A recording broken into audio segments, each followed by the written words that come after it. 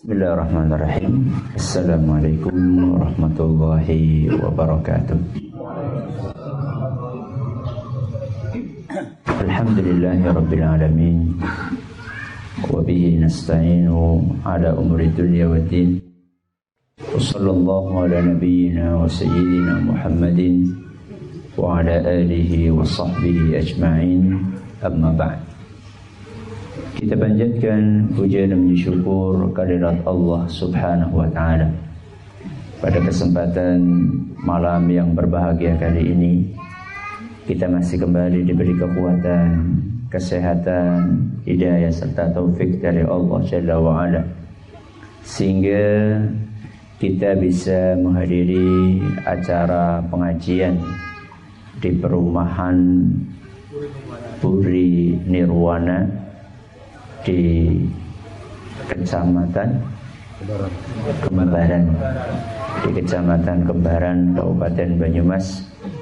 Kita berharap semoga Allah Subhanahu wa taala berkenan untuk melimpahkan kepada kita semuanya ilmu yang bermanfaat, sehingga bisa kita amalkan sebagai bekal untuk menghadap kepada Allah Jalla wa ala. Allahumma amin. Salawat dan salam semoga senantiasa tercurahkan kepada junjungan kita Nabi besar Muhammad sallallahu alaihi wasallam, kepada keluarganya, sahabatnya, dan umatnya yang setia mengikuti tuntunannya hingga di akhir nanti. Para hadirin dan hadirat sekalian yang kami hormati, pernah suatu hari Nabi Musa alaihi salam berbincang-bincang dengan Allah Subhanahu wa taala. Berbincang-bincang dengan siapa?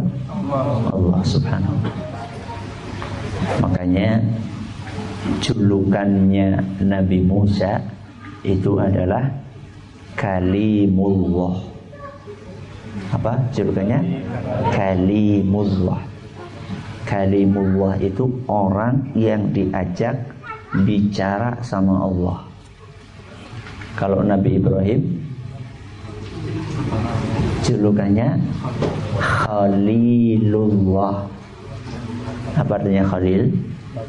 Kekasihnya Allah. Kalau Nabi Musa apa tadi julukannya? Kalimullah. Seorang yang diajak bicara langsung sama Allah. Apa kira-kira isi dari perbincangan antara Nabi Musa dengan Allah Subhanahu wa ta'ala? Nabi Musa lah yang mengawali perbincangan tersebut. Dalam sebuah hadis yang diriwayatkan oleh Imam Muslim, Nabi kita SAW bercerita tentang isi dari perbincangan itu. Beliau bersabda, Sa'ala Musa Rabbahu. Pada suatu hari Nabi Musa bertanya kepada Allah. Apa gerangan isi pertanyaannya? Ma adna ahlil jannati manzilatan. Wahai Rabbi, siapakah orang yang derajatnya paling rendah di surga? Siapakah orang yang derajatnya paling apa? Rendah di surga. Dan ini menunjukkan kecerdasan Nabi Musa. Nabi Musa tidak bertanya tentang orang yang derajatnya paling tinggi, tapi yang ditanyakanlah orang yang derajatnya paling rendah. Kalau yang paling rendah saja istimewa, apalagi yang paling tinggi. Ketika ditanya dengan pertanyaan seperti itu, apa jawaban Allah Subhanahu wa ta'ala? Huwa rajulun yaji'u ba'dama udkhila ahlul jannatil jannah. Orang yang paling rendah derajatnya di surga adalah seseorang yang datang menuju ke surga setelah seluruh penghuni surga masuk ke dalamnya. Penghuni surga sudah masuk, ini baru datang. Dan inilah manusia yang terakhir masuk ke surga. Setelah dia berjalan sampai di depan pintu surga, dia berhenti. Maka dipersilahkan oleh Allah Subhanahu wa ta'ala, udkhulil jannah, ayo masuk. Ngapain? Berhenti di situ, masuk. Maka dia pun berkata, ay Rabbi, kaifa? Saya masuk gimana wahai Rabbi? Wa qad nazala an-nasu manazilahum wa akhadhu akhadatihim. Saya mau masuk kemana wahai Rabbi? Kalau saya masuk, saya nanti tempatnya di mana? Seluruh orang sudah masuk ke surga. Tempat yang ada di surga sudah ditempati semuanya. Kenikmatan yang ada di dalamnya sudah diambili semuanya. Kira-kira orang ini ingin mengungkapkan bahwa kalau saya masuk, saya dapat tempat di mana? Terus saya dapat apa? Dia pikir kayak kaplingan di perumahan mana? Nirwana. Masuk, oh sudah habis kaplingannya. Ya. Maka begitu Allah melihat hamba ini ragu untuk masuk, kira-kira dapat apa? Maka Allah Subhanahu wa ta'ala pun berfirman, atarda an yakuna laka mithlu mulki malikin min muluki dunia? Wahai fulan, kalau seandainya engkau kumasukkan ke surga sebagai orang yang derajatnya paling rendah, lalu engkau kuberi seperti kekayaan seorang raja yang ada di muka bumi. Seperti apa? Kekayaan seorang raja. Mau nggak? Ditanya sama Allah, mau nggak? Ikhlas nggak? Terima nggak? Terima nggak? Terima nggak? Raja, bro, raja. Bukan lurah, bukan camat, raja, ya, punya istana dan segala isi yang ada di dalamnya. Gimana? Ditawari seperti itu, mau nggak? Maka dia pun mengatakan, raditu Rabbi, wahai Rabbi, aku ridho, ikhlas. Gimana nggak ikhlas? Ya. Ternyata Allah Subhanahu wa ta'ala ingin menunjukkan kepada hambanya betapa besar karunia yang akan diberikan. Allah lanjutkan, setelah orang itu mengatakan, iya wahai Rabbi, aku terima, Allah berfirman lagi, lakadzalika wa mithluhu wa mithluhu wa mithluhu wa mithluhu wa mithluhu. Engkau akan kuberi seperti kekayaan seorang raja, dikalikan segini, segini, segini, segini, segini. Berapa kali? 5 kali. Gimana? Mau? Bukan antum yang ditanya. Yang ditanya orang itu. Gimana? Mau? Mau wahai Rabbi. Ternyata Allah Subhanahu wa ta'ala ingin menunjukkan lagi. Allah firmankan, lakadzalika wa asyaratu amthalihi. Wahai fulan, engkau akan kuberi seperti itu, masih dikalikan 10 kali lipat lagi. Berarti berapa kali lipat? 50 kali lipat kekayaan seorang raja. Itulah derajat yang paling rendah di surga. Pengen? Pengen apa orang? Orang pengen dure. Semua orang kalau ditanya pengen masuk surga atau tidak, saya yakin semuanya akan mengatakan mau. Walaupun dia seorang penjahat kelas kakap yang dipenjara seumur hidup di Nusa Kambangan, kalau ditanya pengen masuk mana, jawabannya surga. Rata-rata orang ditanya pengen masuk surga, iya. Tapi ajib, aneh, ada orang yang gak mau masuk surga. Ada orang yang gak mau masuk surga.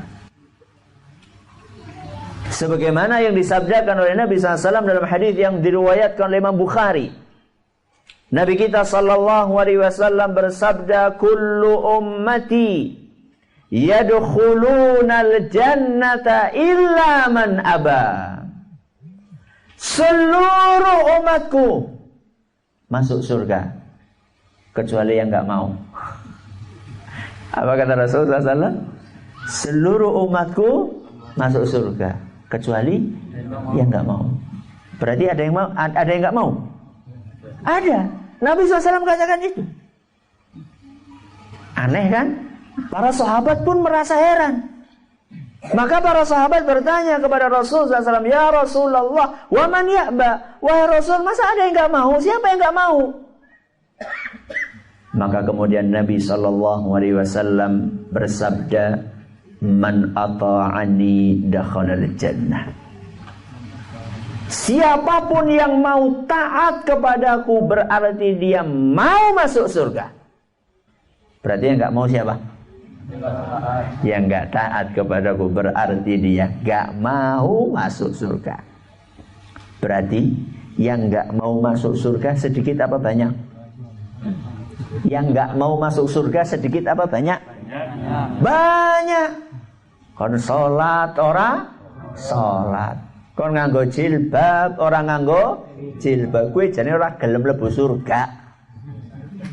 Walaupun lisannya ngomong pengen masuk surga. Karena masuk surga itu bukan hanya dengan angan-angan. Ya. Mlebu wabung berak gratis. Wabung. Bayar apa enggak? Bayar. Apalagi masuk surga. Masa gratis? Surganya siapa sih? Ya. Jadi untuk masuk ke surga itu ada syaratnya. Ya. Syaratnya Allah sebutkan ada 4 syaratnya. Ada berapa? 4. Ada 4. Dan 4 syarat itu Allah sebutkan di dalam sebuah surat yang sangat pendek. Dan saya yakin semuanya hafal. Surat apa? Surat apa? Surat Wal Asr. Surat Wal Asr. Apa lah orang? Ora boleh kebangetan masalah Al-Asr ora hafal.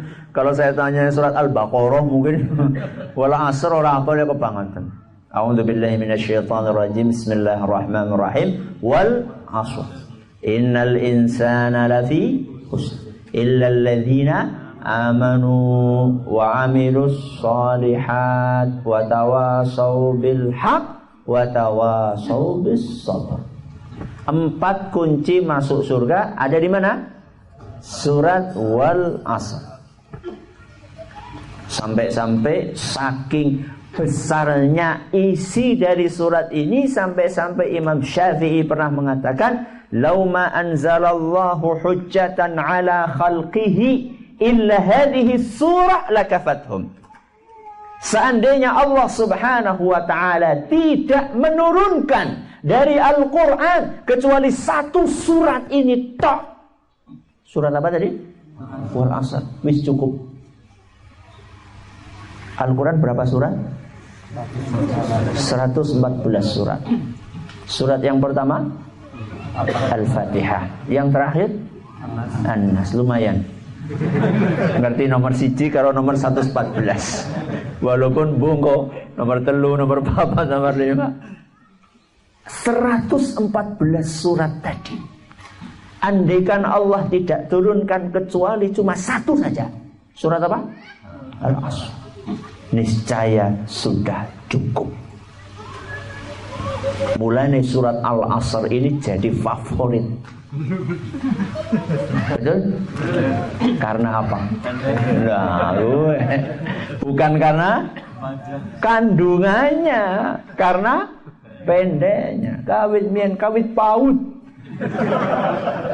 Nanti tua. Suratannya apa? wal 'asr, inna a'tayna, qul huwallahu ahad, qul a'udzu birabbil falaq, qul a'udzu birabbin nas. Kawit paut nganti tua ora ganti-ganti. Istiqomah. Istiqomah gini. Surat apa tadi? Wal 'asr. Jadi Allah berfirman, wal 'asri, demi masa, innal insana lafi khusrin, semua manusia dalam kerugian, semuanya rugi, gak ada yang untung. Illa, kecuali manusia yang memenuhi 4 syarat yang Allah sebutkan dalam surat Al-'Asr. Yang pertama, illal ladzina amanu.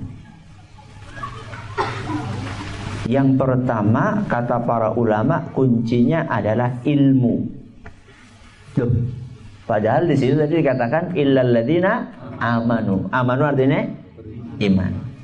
Kenapa kok kemudian para ulama menyimpulkan dari iman itu kunci yang pertama ilmu?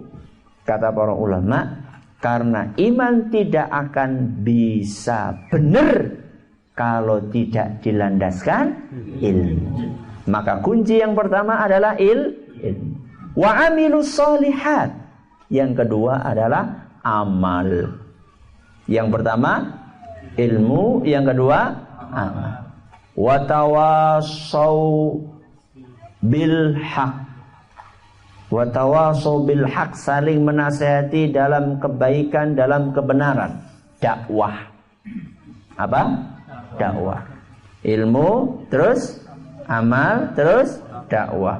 Wa tawassaw bis sabr, saling menasihati dalam kesabaran.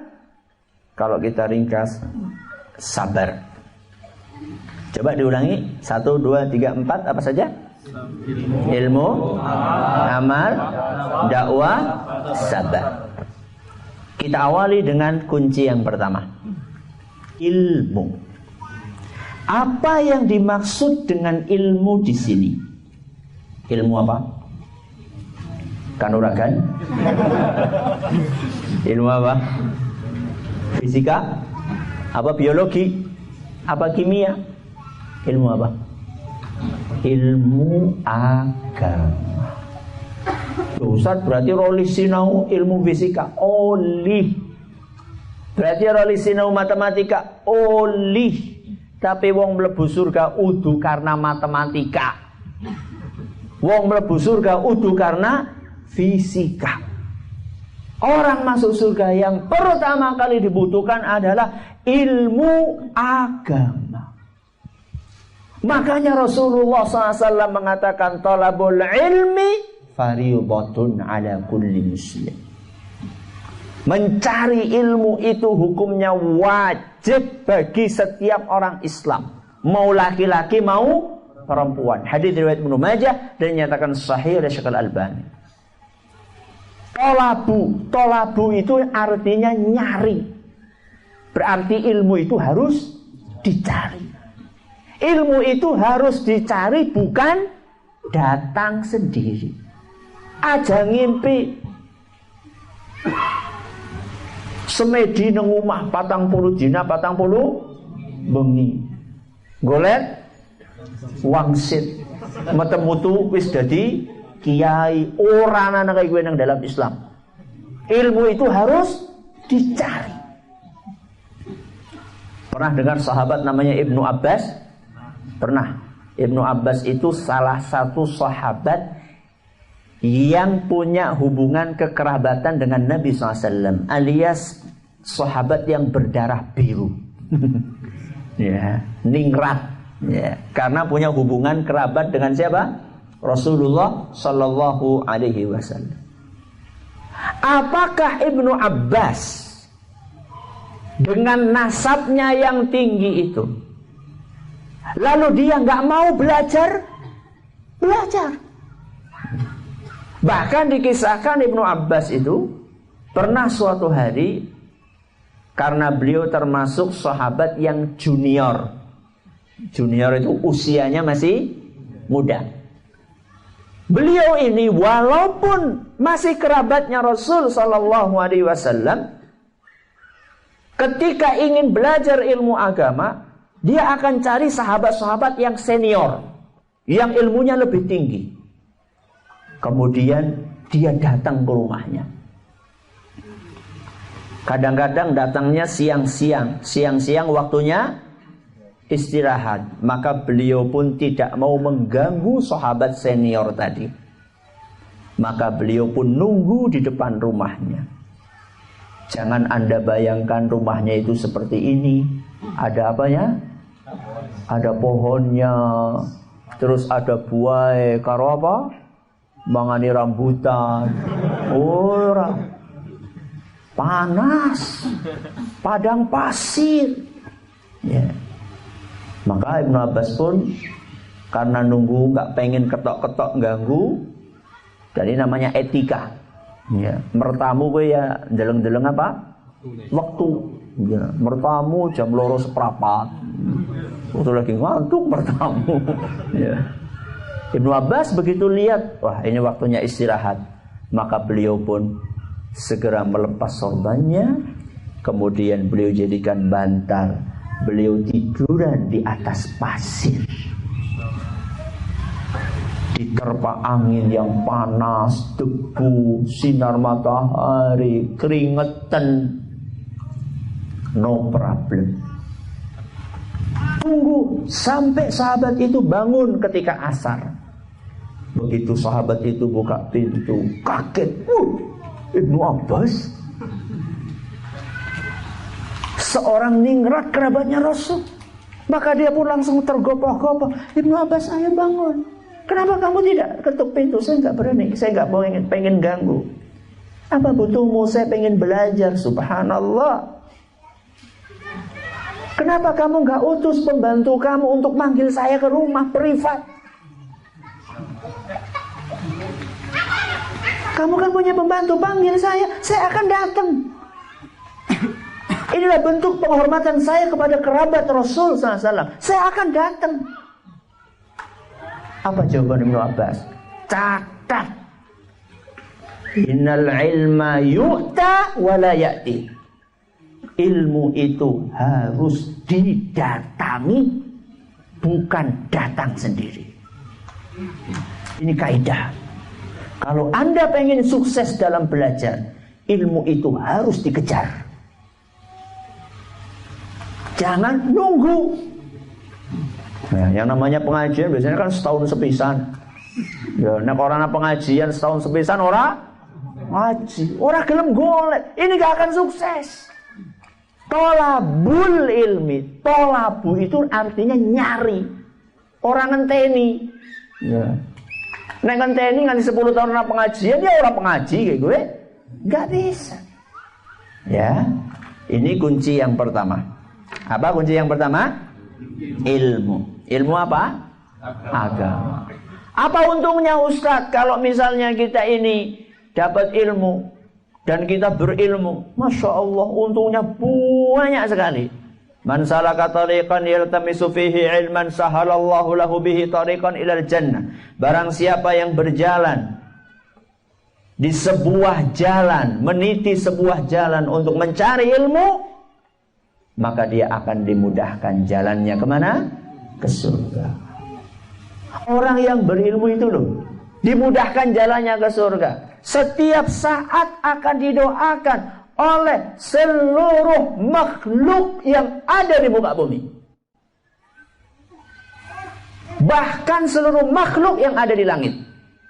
Kata Nabi SAW dalam hadis yang diriwayatkan oleh Imam At-Tirmidzi, dan hadis ini dinyatakan sahih oleh Syekh Al-Albani, wa innal alima, orang yang berilmu, yastaghfiru lahu man fis samawati wa man fil ardh. Orang yang berilmu itu akan didoakan oleh siapapun yang ada di langit dan di bumi. Penduduk langit dan penduduk bumi, semuanya mendoakan orang yang berilmu. Hatal hitanu fil ma, sampai ikan di dasar lautan itu akan mendoakan. Iwak apa? Iwak apa baik? Iwak paus, iwak baik ya. Iya benar baik. Iwak teri, ikan apa saja akan mendoakan. Ya. Makanya nggak usah repot-repot minta didoakan. Kadang-kadang kita tok Ustaz, ya minta didoakan. Kalau jenengan pengen didoakan, Ustaz itu kan banyak dosanya. Ustaz itu banyak dosanya. Ikan itu loh nggak ada dosanya. Ya, nggak ada dosanya itu. Ya, pengen didoakan itu jadilah orang yang berilmu. Ya, nggak usah kita minta, dia akan doakan. Ini kunci yang pertama. Kunci yang kedua, setelah orang punya ilmu dia harus amal. Bismillah. Gak cukup. Jadi setelah orang punya ilmu pengen masuk surga harus diamalkan. Karena ilmu itu cuma sarana. Sarana untuk mencapai sebuah tujuan. Jadi orang tidak akan sampai ke tujuan kalau nggak pakai sarana. Dan tujuan yang kita cari adalah amal. Maka orang setelah punya ilmu nggak cukup, harus diamalkan. Contohnya, wis diceluk hayya 'alas shalah. Artinya ayo pada sholat. Ayo gue artinya ngene. Ya, ayo berarti harus dipenuhi. Itu namanya mengamalkan ilmu. Sudah dengar Allahu Akbar, Allahu Akbar. Allah Maha Besar. Berarti selain Allah kecil. Apa selain Allah? Toko. Toko kecil apa besar? Kecil. Apa maning? Kantor. Ya, kantor kecil apa besar? Kecil. Apa maning? Sawah. Besar apa kecil? Kecil. Apa maning? Goreng kerupuk. Besar apa kecil? Kecil. Apa maning? Kasur. Apa maning? Kasur. Ya.